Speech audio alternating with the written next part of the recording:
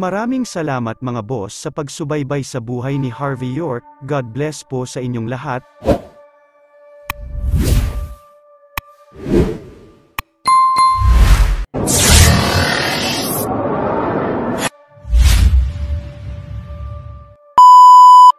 Kabanata 365. Bata, sa palagay mo ba, may halaga ang pabor mo? Tumawa si Shane na Iswell. Siguro, mahinahong sagot ni Harvey York. O sige, dahil may kumpiyansa ka rito. May ilang industriya ang pamilya na nakabase dito, kukuha lang ako ng isa para magtrabaho kasama ang mga Zimmer. Isipin mo ito, bilang pagrespeto ko, sabi ni Shane habang kumakaway, na parang hindi ito malaking bagay. Ngunit para sa isang second class na pamilya, talagang napakahalaga nito. Kahit na walang pagkilala ng mga na-Iswell, ang makatrabaho sila, kahit na para sa isang maliit na proyekto ay magiging sapat na para patunayan ang halaga ng mga Zimmer.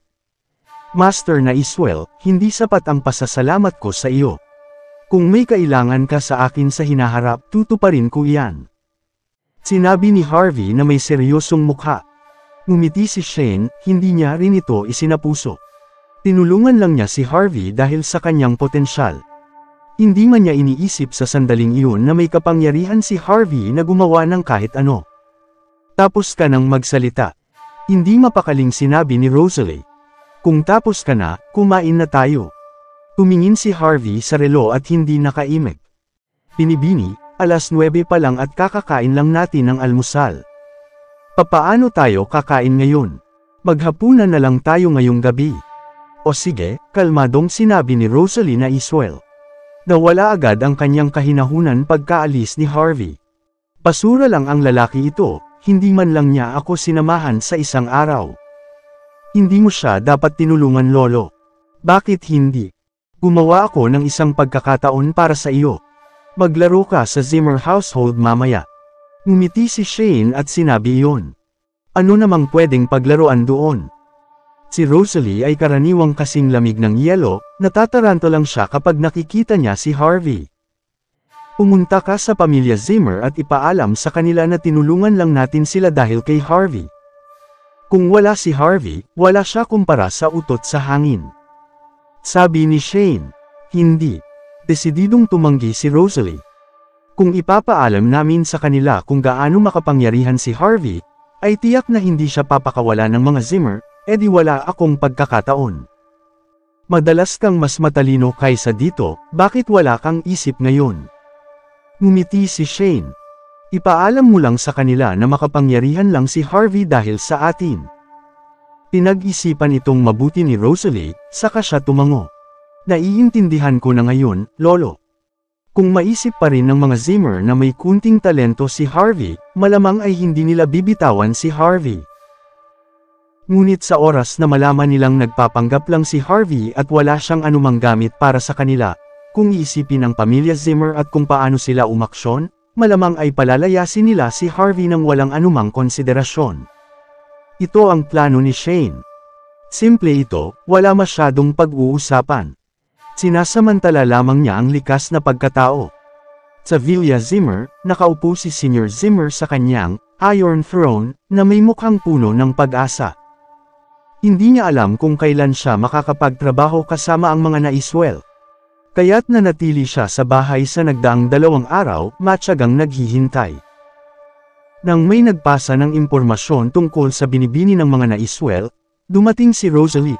Laking gulat ni Senior Zimmer kaya siya nahulog mula sa kanyang upuan. Nagpanik siya habang palihim niyang binubuhat ang sarili mula sa sahig. Bakit nandito si Rosalie? Pumunta ba siya para kay Zach Zimmer? Habang may ganitong iniisip si Senior Zimmer tungkol kay Rosalie, ang binibini ng mga na-Iswell, si Senior Zimmer ay hindi naglakas loob na bastyusan siya gaano man siya kayabang. Miss na Iswell, anong hangin ang nagdala sa iyo dito sa Zimmer household? Isang karangalan.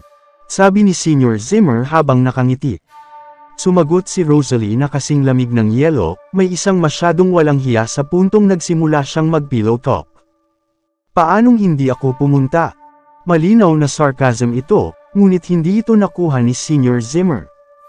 Anong ibig niyang sabihin? Miss na Iswell, hindi ko maintindihan. Niyuko ni Senior Zimmer ang kanyang ulo, hindi siya naglakas loob na tumayo ng may angas. Kabanata 366. Hindi mo na kailangang malaman. Sinabi ni Rosalie na Iswell na may ekspresyong kasing lamig ng yelo.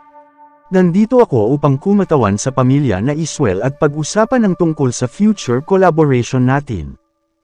Nanigas si Senior Zimmer, hindi niya inakalang magsasabi si Rosalie ng ganito. Ang walang silbing basura, ganun ba kahalaga ang lugar ni Harvey sa puso ni Shane? Kakailanganin ba ng pamilya Zimmer ng tulad ng isang live-in son-in-law para umangat ang ranggo? Sa sandaling iyon, hindi ito kayang isipin kahit para kay Senior Zimmer. Patuloy na nagsalita si Rosalie. Marami pa akong aasikasuhin, kaya't gagawin ko itong maikli. Nagkataong may utang na loob ang mga na-Iswell kay Harvey dati. Pumunta siya sa bahay namin ngayon para hilingin sa amin na ibalik ang pabor sa pamamagitan ng pagkilala sa pamilya Zimmer. Hindi tinanggap ng aking lolo ang request ng una, pero nangako siyang pipili ng isang project para makatrabaho ang pamilya Zimmer. Ang effectiveness ng ating collaboration at kung magagamit nyo ito para umangat sa ranggo ay nakasalalay lamang sa inyong performance. Gumawa si Senior Zimmer ng ekspresyon na parang naiintindihan niya ang lahat. Nagtataka siyang kung paanong ganito kaswerte si Harvey na maranasan ang gayong kapalaran at mataas na tingin ng mga na-Iswell. Lumalabas na nagkataon lang pala na may utang na loob ang mga na-Iswell kay Harvey. Ngunit may pakinabang pa rin pala ang walang silbing basura sa pagbibigay ng ganoong pagkakataon sa pamilya Zimmer. Nang walang alinlangan, inilabas ni Senior Zimmer ang kanyang kaiabangan. Miss na Iswell, dahil naritito ka at nag-offer na makipag-collaborate, dapat mong malaman ang tungkol sa mga kakayahan ng pamilya Zimmer. Kahit hindi isang first class ang aming pamilya sa Niamey, talagang nag-invest ang York Enterprise sa aming family business. Sapat na yun para patunayan ang aming lakas. Hindi mabibigo ang mga na-Iswell kung makikipag-collaborate kayo sa amin. Sobrang mapagmataas si Senior Zimmer. Pagkatapos ng lahat, sila lamang ang pamilya na may investment sa York Enterprise sa Niamey hanggang ngayon. Si Zack Zimmer na napahiya sa Antique Fair kamakailan ay nagawa ring pasikatin ang pamilya Zimmer. Mula sa pananaw na ito, hindi na masamang nangyari ito sa kanila. Ngunit ngayon, ano pa man ang dahilan, makakaangat palalo ang pamilya Zimmer dahil nais ng mga na-Iswell na makipag-collaborate. Sa paglaon, hindi magiging mahirap ang pagkamit ng pagiging first-class family ng pamilya Zimmer. Ito ang kontrata para sa ating collaboration, merong ilang dosenang mga proyekto sa kasalukuyan dito sa Niamey. Pumili ka lang ng isa at kung walang mga problema, pumirma ka lang dito at ipadala ito sa person in charge sa Niamey, mula sa mga na-Iswell. Nakasulat ang mga detalye ng kontrata dito. Agad na pinutol ni Rosalie si Senior Zimmer at sinabi iyon. Binibini, ikaw. Nagbibiro ka yata. Hindi makapaniwala si Senior Zimmer sa nangyayari sa ngayon. Hindi niya naisip na naghanda na si Rosalie ng isang kontrata para sa kanilang collaboration. Kahit na napakataas at makapangyarihan ang mga na-Iswell, mukhang inaabangan nila ang pakikipag-collaborate sa amin.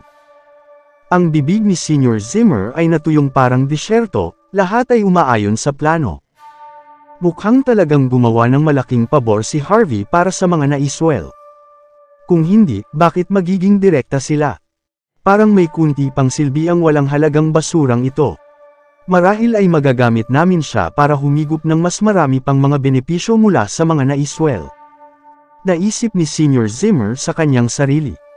Pero malamang ay hihilingin niyang si Mandy Zimmer ang maging in charge sa collaboration sa mga na-Iswell. Hindi namin pwedeng payagan na matupad ang kanyang hiling. Maraming iniisip si Senior Zimmer tungkol sa ideyang ito. Ngunit hindi ito nakaabala sa kanya para mabilis niyang basahin ang kontrata. Miss na Iswell, hindi kami maglalakas loob na pabayaan ang kontratang nagmula sa mga na-Iswell. Pipirmahan ko ito sa harap mo para ipakita ang sinseridad ng aming pamilya. Nasa sabik ng husto si Senior Zimmer, pero nanatili pa rin ang kanyang matiwasay na mukha. Maraming salamat mga idol sa patuloy na pagsubaybay sa kwentong ito, nagkamali kayo ng inapi. Cover by ECTV Stories. Mabuhay po kayo. Kabanata 367. Hindi na halos mapigilan ni Sr. Zimmer ang tawa niya. Kapag pirmado na ang kontrata, ibig sabihin yun ay opisyal nang makikipag-collaborate ang mga Zimmer sa mga naiswell. Kahit na hindi si Shane Naiswell ang pumunta mismo para sa collaboration, pero ang magkaroon ng pagkakataong makatrabaho ang mga naiswell ay isang pambihirang pagkakataon para sa mga Zimmer. Sa buong Southlight, ang mga tao na nagkaroon ng pagkakataong makipag-collaborate sa mga naiswell ay mga mula lamang sa first-class family sa buong lungsod. Ibig sabihin din yun na ang mga Zimmer na mayroong mga kwalifikasyon para makipag-collaborate sa mga naiswell at magkakaroon ng pagkakataong umakyat sa tuktok ng mga ranggo, kasama ang tulong ng Commercial Center Project. Sinusuportahan ng mga Zimmer ng York Enterprise at ng mga naiswell, ang dalawang higanti ng sabay. Gaano kahirap umakyat ng mga ranggo sa sitwasyong iyon? Salamat sa pagbibigay sa amin ng pagkakataong makipagtulungan sa mga naiswell, mapagkumbabang sinabi ni Sr. Zimmer. Salamat sa pagpunta mo rito, upang ihatid sa amin ang magandang balitang ito, Miss Naiswell. At tulungan mo sana akong magpasalamat kay Master Naiswell. Maayos na gagamitin ng pamilya Zimmer ang pagkakataong ito. Hindi namin kayo pababayaan. Mas matanda si Sr. Zimmer kaysa kay Shane, ngunit hindi ito pumihil na maging mapagpakumbaba at hindi siya naglakas loob na mawalan ng respeto sa kanya. Tumigil si Rosalie Naiswell sa pagbanggit kay Harvey York, natatakot siyang bigyan ni Sr. Zimmer ng papuri si Harvey para sa sitwasyong ito. Hindi niya kailangang mag-alala tungkol dito. Hindi mag-iisip ng ganito si Sr. Zimmer. Sa kanyang isipan, si Harvey ay isang aso lamang, natural na dapat niyang tulungan ang pamilya, bakit niya isa sa puso si Harvey sa mga bagay na iyon? Kung walang mga kakayahan ng mga Zimmer, anumang sinabi ni Harvey ay walang silbi. Pagkaalis ni Rosalie, bumalik si Sr. Zimmer at umupo sa tuktok ng kanyang Iron Throne. Nanganginig siya sa excitement dahil sa malaking pagkakataong iyon sa Zimmers. Ang proyekto ay halos magiging katumbas ng Commercial Center Project. Kailangang ibigay ni Sr. Zimmer ang pagkakataong ito kay Zack Zimmer. Kung mahahawakan niya ng maayos ang proyekto, malaki ang tsansa nitong tumaas ang ranggo. Kung ganun, kahit na walang maging problema sa pamamalakad ni Mandy Zimmer sa Commercial Center Project, halos magiging kapantay lang nila si Zack. CEO Zimmer, pinaplano mo bang hayaan ang Vice CEO na hawakan ang proyektong ito? Tinanong ng secretary matapos malaman kung ano ang naisip ni Sr. Zimmer. Alam kong natatakot kang magkamali siya, ngunit malaking pagkakataon ito para sa kanya. Isa pa, hindi na masama ang magkaroon siya ng friendly competition kasama si Mandy. Kumpiyansa si Sr. Zimmer. Tinikom ng secretary ang kanyang bibig sa kabila na nais niyang magsalita pa. Sa kanyang mga mata, ang mga bagay na tulad nito ay dapat hawakan ni Mandy. Maingat at maasikaso na ginawa ni Mandy ang mga bagay, ngunit ang Zack ay isa lamang walang kwentang tao. Gaano man kahusay ang isang proyekto, sisirain niya ito anumang mangyari. Gagamitin pa niya ang proyekto para mangurakot. Ngunit malinaw sa secretary na hindi papayag si Sr. Zimmer na kay Mandy Zimmer mapunta ito. Hindi niya hahayaang mapunta kay Mandy Zimmer ang posisyon ng CEO. Lahat ng ginawa niya ay para maglaan lamang ng mga daan para kay Zack Zimmer. Sabihin mo kay Zack na puntahan ako, kailangan kong sabihin sa kanya ang tungkol sa magandang balitang ito. Tuwang-tuwa na sinabi ni Sr. Zimmer. Nagbabalak si Zack ng ikakapahamak ni Mandy nang masabihan siya tungkol sa sitwasyon. Hindi rin siya makapaniwala at nasasabik din. Nais niyang kunin ang Commercial Center Project ni Mandy, ngunit ngayon ay meron siyang isang bagay na mas maganda na naghihintay mismo sa kanya. Kabanata 368.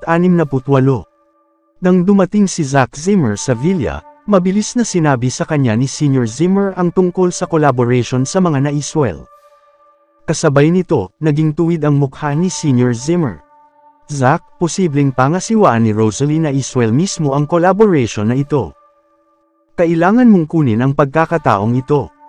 Kung kaya mo siyang maging iyo, ayos lang sa akin kahit maging live-in son-in-law kanila. Nanigas si Zack. Kadalasang mabait sa akin ang lolo ko, bakit niya sasabihin saking maging live-in son-in-law ng ibang tao? May balak ba siyang sumuko sa akin?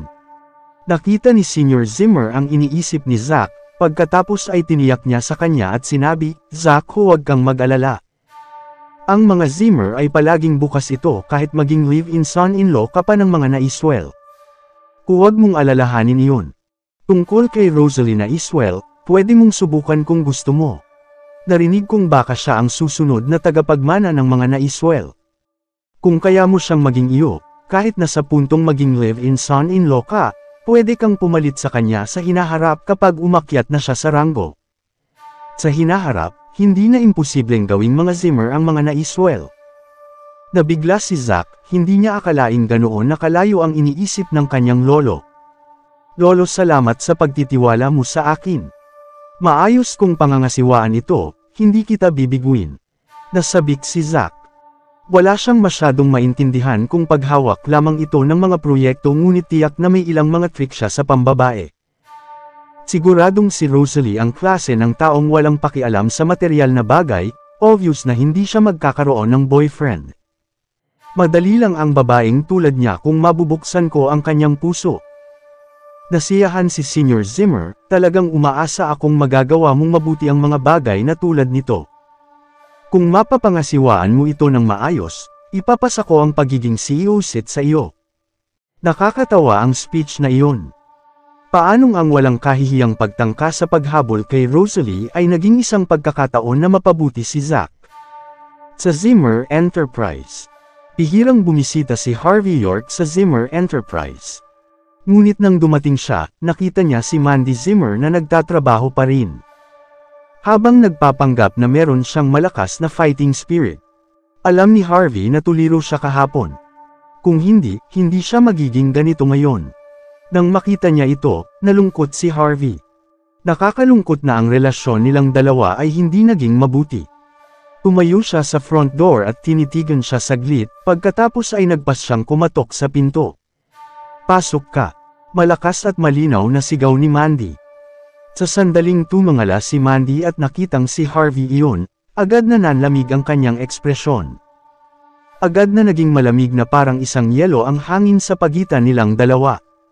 Ngumiti si Harvey at lumapit kay Mandy. Galit ka pa rin sa akin. Sumimangot si Mandy at sinabi, lumayas ka. Nagpunta ako sa mga naiswell. Agad na pinutol ni Harvey ang nais sabihin ni Mandy. Pumayag ang mga naiswell na pumili ng isang random na proyekto para makipag-collaborate sa mga Zimmer. Iniisip ko, dahil ako ang nagtanong, sa palagay ko ay ikaw lang ang tanging may kakayahang makipag-ugnayan sa kanila. Umaasa akong kukunin mo ang pagkakataong ito. Napatigil si Mandy matapos marinig ito. 3 taon silang magkasama ni Harvey. Sa kabila ng pag-iisip niyang isa siyang walang silbing basura, alam niya na sa kaibuturan nito na siya ay isang mapagmataas na tao. Talagang nakakahiya kay Harvey na pumunta at magmakaawa sa mga naiswell, ngunit talagang ginawa niya ito alang-alang sa kanya. Nais ni Mandy na humiling kay Harvey York na yakapin siya sa oras na iyon, ngunit sa huli ay pinigilan niya ang kanyang sarili na sabihin ito. Salamat. Mahinang sinabi ni Mandy. Kung gusto mo ito, pwede kitang tulungan na makuha ito. Kung nais mo lang ito, gagawin ko ang lahat ng aking makakaya para dito. Mahinang sinabi ni Harvey. Iyon ang totoong damdamin ni Harvey para sa kanya, hindi lamang mga random na linyang binanggit niya. Kahit nais ni Mandy maging CEO ng York Enterprise, kusang loob niyang ibibigay sa kanya ang posisyon ng walang pag-iisip. Sayang at si Mandy ay isa ring mapagmataas na tao, nagtitiwala siya sa sarili niyang mga kakayahan. Para patunayan na ang mga kababaihan ay kasing galing ng mga kalalakihan, hindi niya tatanggapin ang ilang mga bagay na ibibigay sa kanya. O sige, ikaw mismo ang nagsabi nito. Sabihin mo sa akin, anong klase ng relasyon ang meron ka kay Ella Graves? Tinanong ni Mandy dahil sa mga katakatakang pagkakataon.